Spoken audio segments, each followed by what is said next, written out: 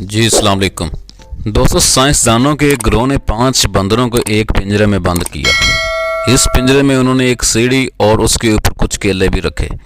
तजर्बा शुरू हुआ। जब कोई बंदर सीढ़ी पर चढ़ना शुरू करता तो साइंसदान नीचे खड़े हुए बंदरों पर ठंडा पानी फेंकना शुरू कर देते। इस वाक़े के बाद जब भी कोई बंदर केलों के लालच में ऊपर जाने की कोशिश करता तो नीचे खड़े हुए बंदर उसको सीढ़ियों पर चढ़ने न देते। कुछ देर बाद केलों के लालच के बावजूद कोई भी बंदर सीढ़ी पर चढ़ने की हिम्मत नहीं कर पा रहा था। साइंसदानों ने फैसला किया कि इनमें से एक बंदर को बदल लिया जाए।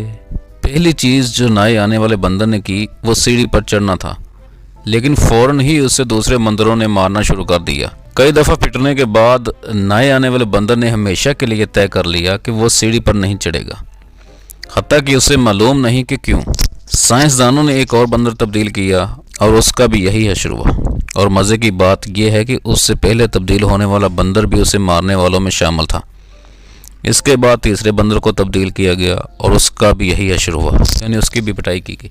यहाँ तक सारे पुराने बंदर नए बंदरों से तब्दील हो गए और सबके साथ यही सलूक होता रहा।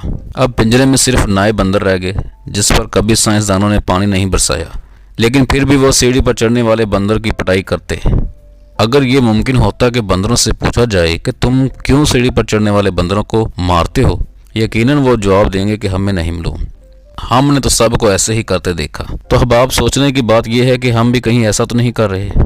उम्मीद है कि आप इस पोशीदा पैगाम को समझ गए होंगे। इस बात को ज़रूर दूसरों को समझाइए ताकि वो भी अपने आप से सवाल करें कि हम अपनी ज़िंदगी ऐसे क्यों गुजार रहे हैं जैसा कि वो गुजर रही है। अहले अक्ल व दानिश कभी भी अंधी तकलीद नहीं करते, बल्कि वो हर बात को सोच समझकर और मुकम्मल तहकीक करने के बाद अपने लिए राह मुतय्यन करते हैं। जब काफिरों से पूछा जाता था कि तुम बुतों की पूजा क्यों करते हो, तो उनका भी यही जवाब होता था कि हमने अपने बड़ों को ऐसे करते देखा। बिल्कुल ऐसे ही हमारे मुआशरे में बहुत सी गलत रस्म रवाज, बहुत से गलत तरीके राइज हैं। अगर हम किसी को मना करते हैं तो वो कहते हैं कि हमारे बावजूद गलत थे, हमने तो उनको ऐसे ही करते देखा है। तो इसलिए हमें भी अंधी तकलीद नहीं करनी चाहिए।